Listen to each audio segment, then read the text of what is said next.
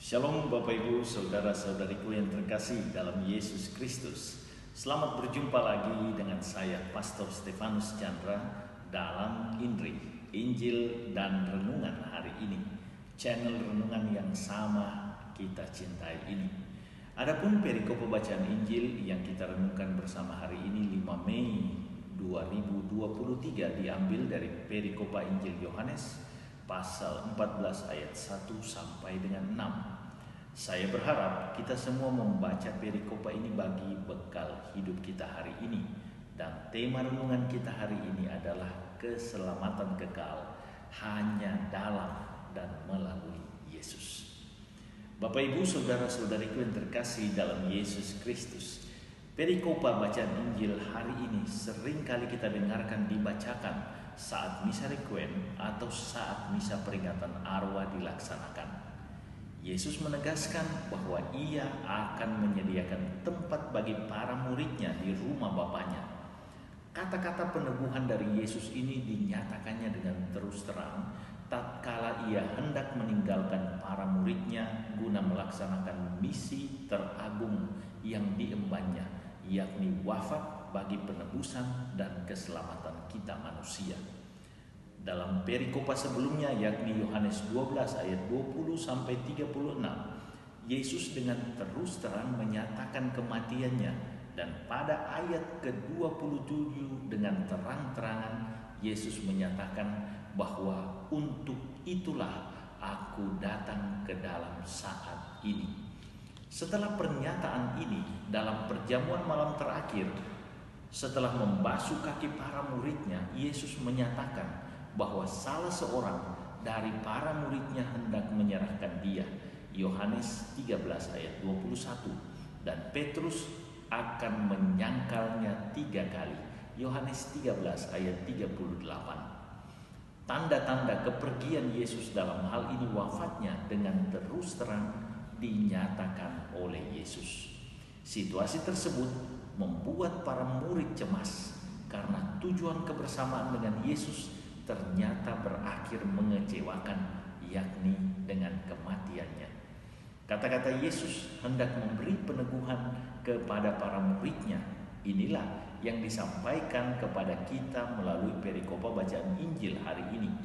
Yesus berpesan agar para murid tidak gelisah karena ia meninggalkan mereka guna menyiapkan tempat bagi mereka di rumah Bapa. Jika segala sesuatunya telah disiapkannya, maka ia akan membawa kita ke tempat di mana disiapkannya tersebut. Dalam janji itu termaktub beberapa pesan yang harus kita perhatikan secara lebih dalam lagi. Yang pertama, keselamatan dalam Yesus berbeda dengan keselamatan dalam perspektif orang Yahudi. Bagi orang Yahudi, keselamatan itu nampak dalam kehidupan sekarang ini, dalam rupa kelimpahan harta benda yang dimiliki seseorang. Demikianlah yang dinampakkan dalam kehidupan Ayub tatkala hidupnya dipulihkan dengan kelimpahan harta benda dan keturunan. Kita bisa baca ini dalam kitab Ayub 42 ayat 12 sampai 16.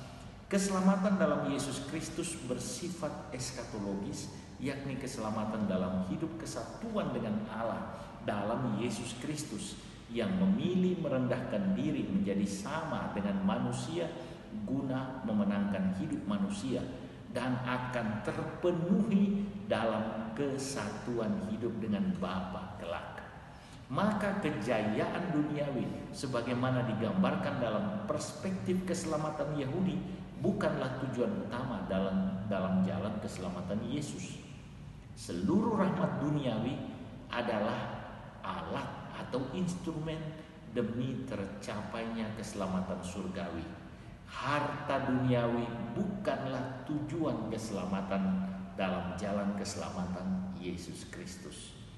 Yang kedua, kepergian Yesus bukanlah keterpisahan dengan para muridnya, tetapi demi melaksanakan misi utama menyelamatkan manusia seturut misi kehadiran Yesus dan seturut kehendak Allah Bapa. Yang ketiga, Kepergian Yesus dengan jalan pengorbanan diri adalah sebuah misi keselamatan bagi kita manusia. Maka sebuah jalan yang harus sebenarnya kita muliakan dan harus disambut dengan pujian, bukan dengan kegelisahan, karena misi Yesus semuanya terarah bagi keselamatan dan kehidupan kekal kita manusia. Dan yang keempat, dalam kata-kata peneguhan yang diucapkan Yesus tersebut termaktub juga dengan jelas bahwa keselamatan manusia hanya dapat digapai dalam Yesus. Yesus bukan salah satu jalan keselamatan manusia, tetapi satu-satunya jalan keselamatan bagi manusia. Maka manusia yang ingin selamat harus bersatu dengan Yesus. Terpisah dari Yesus berarti terpisah dari keselamatan Allah. Maka sebagai murid-muridnya kita harus bersyukur karena Yesus memberi kita rahmat iman, yakni kesatuan dengan dirinya, yang berarti juga jaminan keselamatan bagi kita.